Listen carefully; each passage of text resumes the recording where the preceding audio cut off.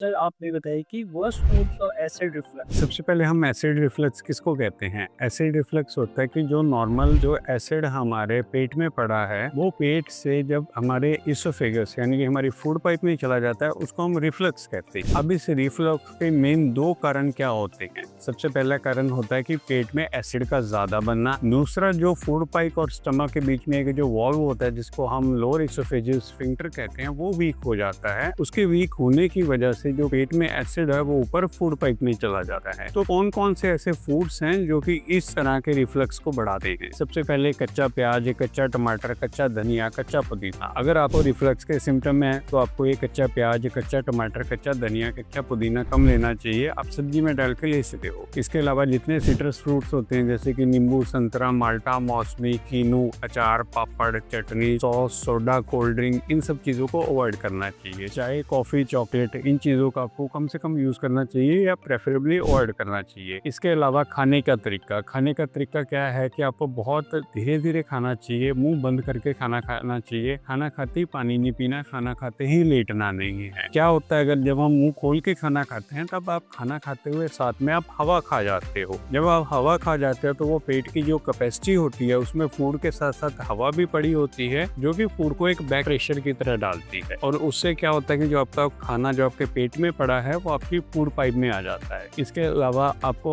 खाना खाने से कम 1 घंटे बाद लेटना चाहिए और खाना खाने से कम 1 घंटे बाद पानी पीना चाहिए। जिन लोगों को रिफ्लक्स की प्रॉब्लम आती है उनको अपना जो बेड है वो कम से कम 15 से 20 डिग्री इंक्लिनेशन पे रखना चाहिए, यानी कि जो सिर वाला हिस्सा है वो थोड़ा सा ऊंचा हो, जो पाँव वाला हिस्सा है वो थोड़ा सा नीचा हो।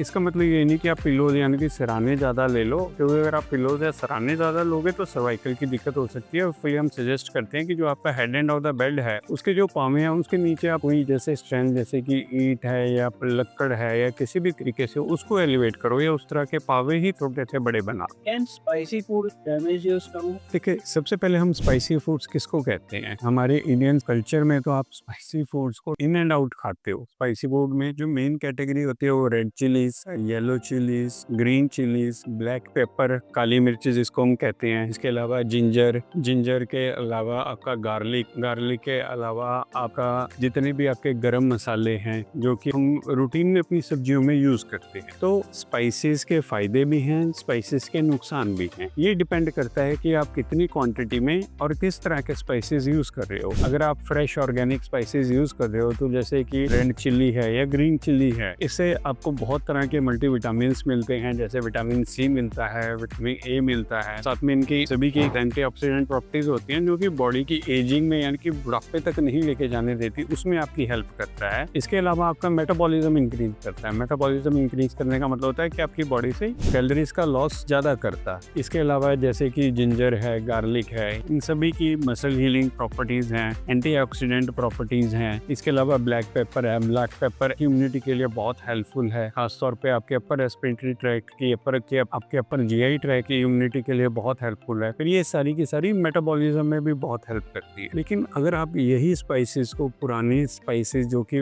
काफी देर से प्रिजर्व किए हुए होते हैं, या फिर आप उनको अगर एक्सेस क्वांटिटी में लेते हो तो उससे क्या होता है कि जो आपके स्टमक की जो एपिथेलियम है जिसको हम म्यूकोजा कहते हैं वो डिस्ट्रॉय होने लग जाती है। जब वो डिस्ट्रॉय होती है तो वहाँ पे इनिशियली इनकी शुरुआती स्टेजेस में छोटे छोटे अल्सर बनते हैं जो कि बाद में बड़े भी बन सकते हैं, तो जिसकी वजह से वहाँ पे ब्लीडिंग होने का या फिर पेट में ज्यादा गैस बनने का हर वक्त आपको डिस्कम्फर्ट रहता है। बहुत रेयर केसेस में अकेले स्पाइसेस से इतना नुकसान नहीं होता, लेकिन जब आप स्पाइसेस के अलावा और सेडेंटरी लाइफस्टाइल, स्मोकिंग या अल्कोहल या फिर आपका जो सेडेंटरी लाइफस्टाइल के साथ आपका कभी भी उठना, कभी भी सोना, आपकी वो दिनचर्या फिक्स नहीं होती, तो स्ट्रेस का लेवल बढ़ता है, तो उससे एसिड का जो आउटपुट होता है स्टमक से वो बढ़ता है। स्पाइसेस से एसिड से भी एसिड का आउटपुट बढ़ता है। तो इन सारी चीजों से वहाँ का जो म्यूकोजा है डिस्ट्रॉय हो सकता है, वहाँ पे अल्सर्स बन सकते हैं, वहाँ पे गैस ज्यादा बन सकती है। Why you shouldn't use blood and stool? देखिए, सबसे पहले हम जो स्टूल्स में ब्लड आता है वो 2 तरीके से आ सकता है। या तो वो फ्रेश ब्लड आता है जिसको हम लाल रंग का खून कहते हैं, या फिर वो अल्टर्ड ब्लड आता है जिसको हम काला ब्लड कहते हैं।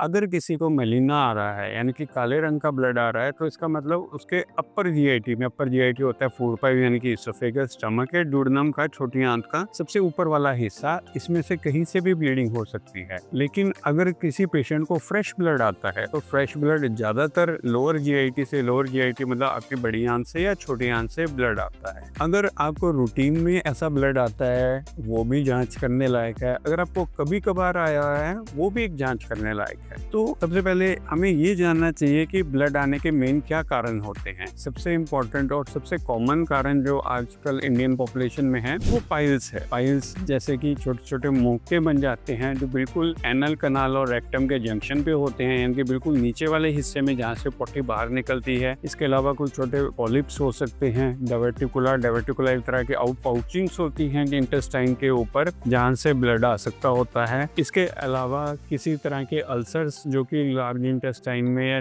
स्मॉल इंटेस्टाइन में होते हैं वहाँ से ब्लीडिंग हो सकती है, या फिर रेयर केसेस में कैंसर जैसी कुछ चीजें होती हैं जिसको हम एडिनोमास कहते हैं, वहाँ से भी ब्लड आ सकता है। अगर हम इन चीजों को इग्नोर करते हैं तो ये टाइम पड़ के ये चीजें बड़ी हो सकती हैं या जानलेवा भी हो सकती हैं। तो अगर कभी भी आपको ब्लड आता है तो आपने अपने डॉक्टर को ये ज़रूर बताना है कि हमें ब्लड आ रहा है। फिर साथ में आपने ये भी बताना है कि ब्लड आते हुए दर्द हुआ कि नहीं हुआ। अगर ब्लड आते हुए दर्द होता है तो वहाँ पे फिशर्स हो सकते हैं, अल्सर्स हो सकते हैं, इंटेस्टाइन में कट्स हो सकते हैं या संग्रहणी जैसी प्रॉब्लम्स हो सकती हैं, या जैसी कुछ बीमारियाँ होती हैं जैसे कि टीबी होना, ये सब चीज़ें होती हैं। अगर वो पेनलेस ब्लीडिंग है, पेनलेस ब्लीडिंग के ज़्यादातर कारण जैसे कि पाइल्स होना हम ऑलरेडी डिस्कस कर चुके हैं, या डायवर्टिकुला होना, ये पेनलेस ब्लीडिंग होती है। इसके लिए डॉक्टर मेन ब्लड टेस्ट के अलावा आपकी एंडोस्कोपी कर सकते हैं जो कि एक मेजर स्टेप है इसको डायग्नोज करने का, या फिर आपका सीटी स्कैन या अल्ट्रासाउंड करके दें।